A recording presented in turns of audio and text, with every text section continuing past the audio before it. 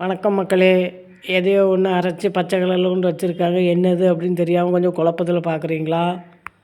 அது வேறு ஒன்றும் இல்லைங்க. நம்ம மாடியில் இருக்கிற கொய்யா மரத்தில் இருந்து கொய்யா இலைகளை பறித்து கொண்டு வந்து நல்லா கழுவி சுத்தம் பண்ணி வெட்டி நறுக்கி தண்ணி விட்டு அரைச்சி பாட்டிலில் எடுத்து வச்சுருக்கோம்.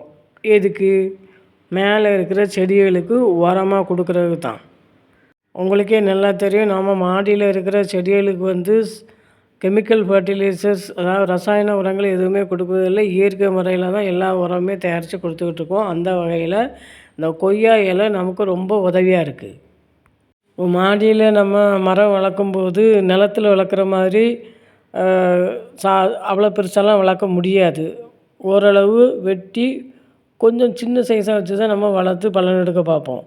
அப்போ அந்த மாதிரி செடிகளை மரங்களை வெட்டும்போது நமக்கு கிடைக்கிற இலைகளை நம்ம வேஸ்ட் பண்ணாமல் தான் இந்த மாதிரி உரமாக தயாரித்து கொடுக்கும். என்னுடைய மாடி தோட்டத்தில் நிறைய கொய்யா மரம் இருக்குது.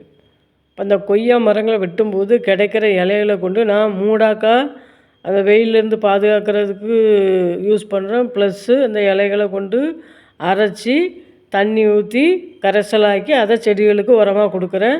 கண்டிப்பாக செடி நல்லா செழிப்பாக வளரும்.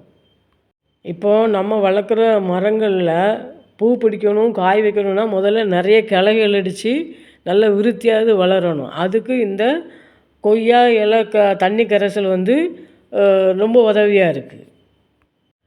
செடிகள் வளர தேவையான குளோரோஃபில் இதில் நிறைய இருக்கிறதுனால கொய்யா மரத்துக்குமே நான் இந்த கரைசலை கொடுக்குறேன்.